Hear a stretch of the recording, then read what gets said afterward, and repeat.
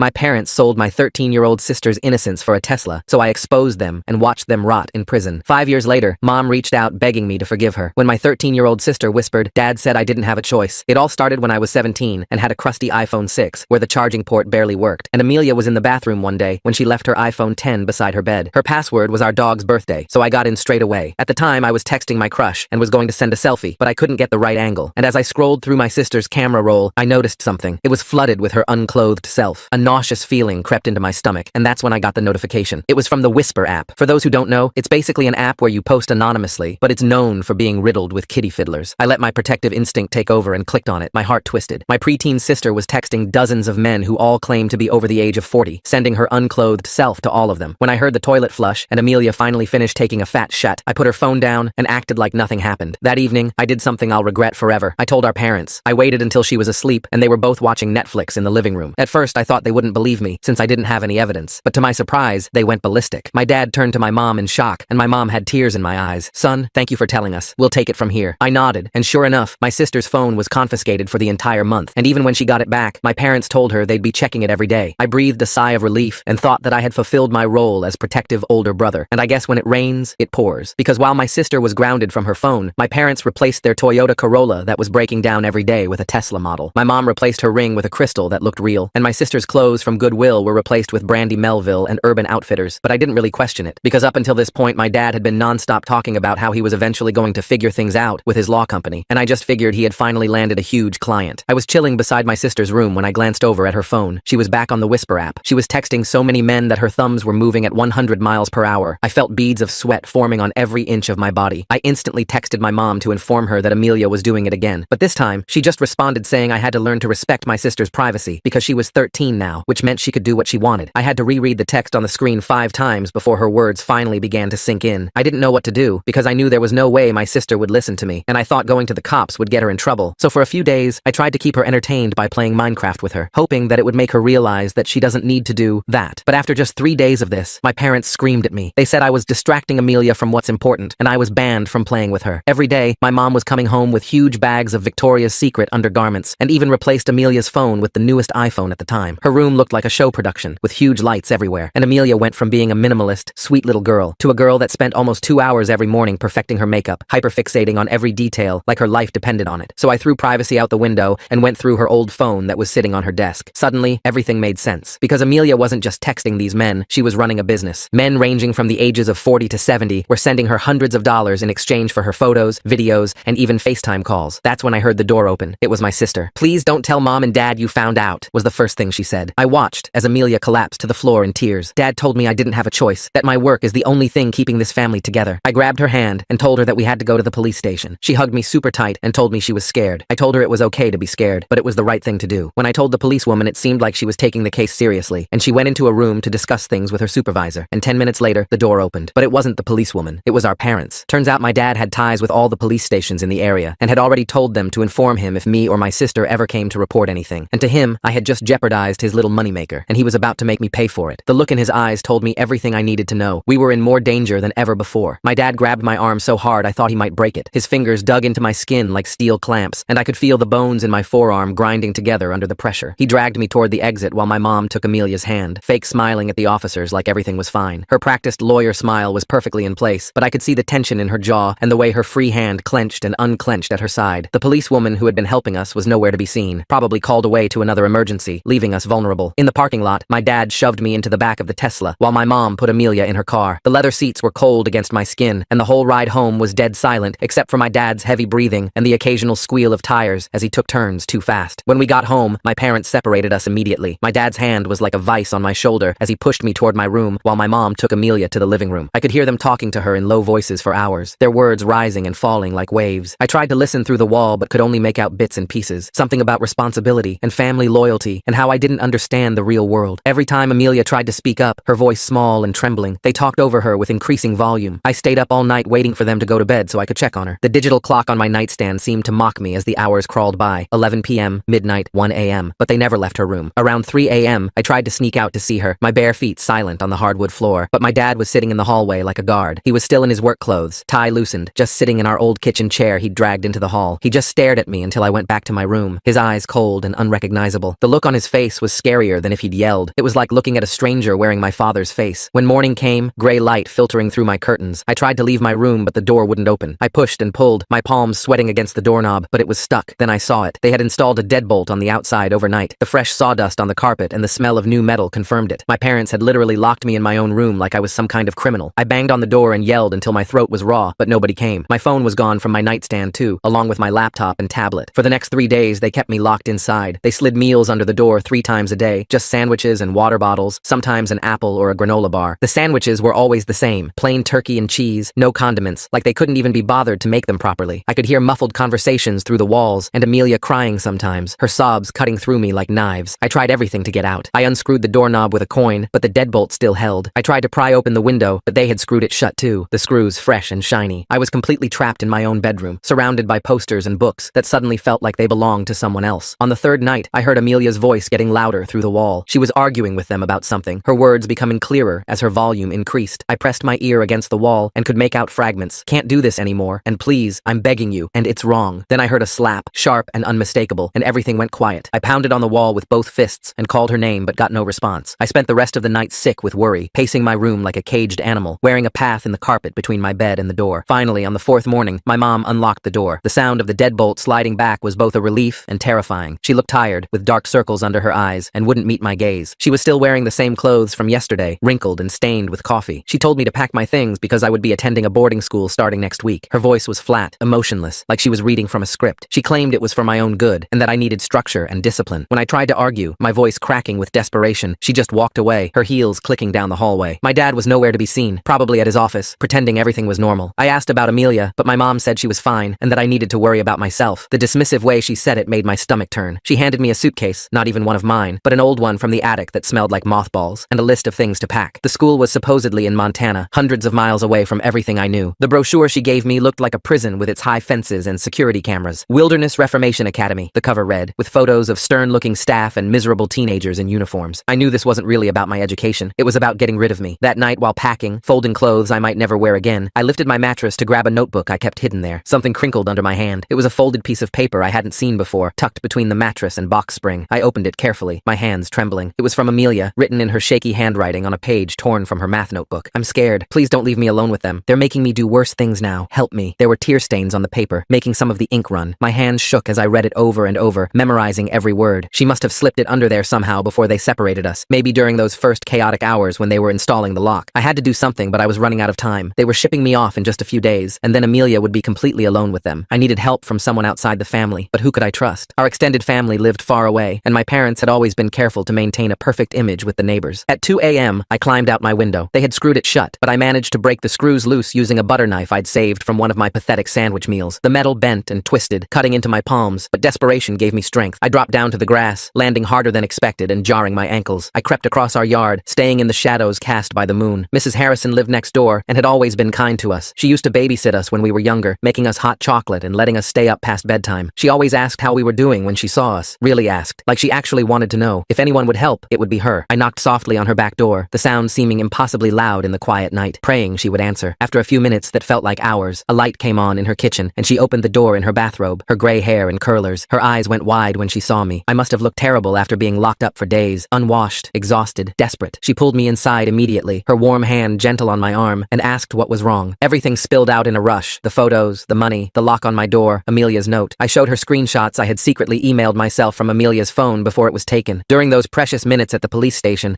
I'd sent them to an old email account my parents didn't know about, one I'd created years ago for a school project. Mrs. Harrison's face went pale as she scrolled through the evidence on her tablet. She kept shaking her head and muttering about how she knew something was off with my parents lately. All those expensive purchases, the new Tesla, my mom's designer bags, the sudden home renovations, had made her suspicious. She'd mentioned it to her husband, wondering if they'd gotten an inheritance or something. She called her daughter Angela right away, even though it was the middle of the night. Her hands shook as she dialed, and she had to try twice to get the number right. Angela worked at a non-profit for exploited children and knew exactly what to do. Within hours, as dawn was breaking, a social worker arrived at Mrs. Harrison's house. Her name was Michelle, and she had kind eyes, but a serious expression. She wore jeans and a sweater, like she'd thrown on whatever was closest when she got the call. She took notes as I told her everything, asking detailed questions about dates and times, her pen moving quickly across her notepad. But when Michelle went to our house with the police later that morning, my parents had coached Amelia perfectly. I watched from Mrs. Harrison's window, my heart sinking with each passing moment, as they all stood in our driveway. The morning sun made everything look normal, peaceful even. Amelia denied everything, saying I was making it up because I was jealous of her new clothes and phone. She even smiled and laughed, playing the part of a happy teenager without a care in the world. The performance was flawless. She'd learned from 2 lawyers how to lie convincingly. My parents presented themselves as concerned, loving guardians, worried about their troubled son who was creating drama for attention. The social worker left with promises to follow up, but I could tell from her body language that she was doubting my story now. My parents were good at manipulation. They were both lawyers after all, trained in the art of persuasion. They knew exactly what to say and how to act, what clothes to wear to look respectable but not too wealthy. As soon as the cars pulled away, my dad looked directly at Mrs. Harrison's house. He knew where I was, and the look he gave was a clear threat. I couldn't go back home now. Mrs. Harrison said I could stay with her, setting up the fold-out couch in her den, but we both knew my parents would come for me eventually. I was a minor, and they were my legal guardians. The law was on their side unless I could prove what they were doing to Amelia, but she was too scared or too brainwashed to tell the truth. Years of being the good daughter, of wanting to please them, had made her the perfect victim. That night I couldn't sleep, tossing and turning on the unfamiliar couch. I used Mrs. Harrison's computer to research what to do. I created anonymous accounts on parenting forums and described the situation without using names or identifying details. The responses poured in within hours. Hundreds of people urged me to document everything and contact specific organizations. Some shared their own horror stories of family exploitation, tales that made me realize how common this kind of abuse really was. One message stood out from the others. A woman claiming to be a retired family court judge gave detailed advice about recording conversations and gathering evidence legally. She explained recording laws in our state. We were in a one-party consent state, meaning I could record conversations I was part of. She said what would hold up in court versus what would be dismissed as hearsay. She said I needed concrete proof, not just accusations. Audio recordings would be key, along with any financial records I could obtain. I spent the next day planning while Mrs. Harrison went about her routine, trying to act normal in case my parents were watching. She brought me meals and checked on me regularly, her face creased with worry. I found an old MP3 player in her garage, buried in a box of her son's things from high school. Her son had left it behind years ago when he went to college. It still worked and had a recording function with surprisingly good quality. I tested it several times to make sure the audio was clear, recording myself reading from a book and playing it back. I hid it in my pocket and practiced turning it on without looking, memorizing the exact sequence of buttons. Before going back, I prepared myself mentally. Mrs. Harrison let me borrow her phone to text my parents, pretending I was ready to come home and apologize. I wrote and rewrote the message a dozen times, trying to strike the right tone of defeat and submission. They were suspicious at first, my dad sending terse one-word responses, but eventually, they agreed to let me return. They probably figured it was better to have me where they could control me than out in the world where I might cause more trouble. My dad said he would pick me up that evening after work. My dad barely spoke during the drive home, his jaw clenched tight. The silence was oppressive, broken only by the hum of the electric engine and the sound of other cars passing. When we arrived, my mom hugged me like nothing had happened, her perfume overwhelming. She said she was glad I had come to my senses and that we could put this whole unfortunate incident behind us. Amelia was in her room with the door closed. They wouldn't let me see her, saying she was busy with homework and needed to concentrate, but I could hear the fake camera shutter sounds from her phone, that artificial click that had become the soundtrack to our nightmare. At dinner, my parents acted normal, talking about the weather and asking about school like I hadn't been locked in my room for days. My mom had made lasagna, my former favorite, like that would somehow make everything okay, but there was a tension underneath everything, like a wire stretched too tight. I kept the MP3 player recording in my pocket the whole time, my hand occasionally brushing against it to make sure it was still running. After we ate, my dad asked to speak with me privately in his office. This was what I had been waiting for. He closed the heavy oak door and turned to face me. His whole demeanor changed instantly, the mask dropping. He grabbed my shoulders and squeezed hard, his fingers finding the exact spots that were still tender from before. He told me I had no idea what I'd almost cost the family. His voice was low and dangerous as he explained that Amelia's work was the only thing keeping us afloat. Without it, we'd lose the house, the cars, everything. He said I was being selfish and naive, that I didn't understand the sacrifices parents had to make. I asked him how he could do this to his own daughter, my voice barely steady. That's when he really lost it. He shoved me against the wall, my head hitting the bookshelf behind me, and said I didn't understand how the world worked. He said Amelia was smart and mature for her age, and that she was choosing to help the family. He claimed other kids her age were doing far worse things, substances, violence, actual prostitution, and at least she was safe at home where they could protect her. The mental gymnastics were staggering. The threats got more specific. He said if I interfered again, he would make sure I was sent somewhere I'd never be found. He mentioned boarding schools that were more like work camps, places in Utah and Montana where troubled kids disappeared for years, places where they broke you down and rebuilt you into someone compliant. He said he had connections everywhere through his law practice, and nobody would believe a delinquent teenager over 2 successful lawyers. My mom walked in then, closing the door behind her, and backed him up completely. She started guilt-tripping me about how Amelia's work was paying for my future college. She pulled out bank statements showing the college fund they'd started, the numbers growing each month. She said they were building a nest egg for both of us, and that I was being ungrateful. She claimed they were protecting Amelia by monitoring everything and keeping her safe from real predators who might hurt her. In their twisted logic, they were the heroes of this story, protecting their daughter while securing our family's future. The mental gymnastics were insane,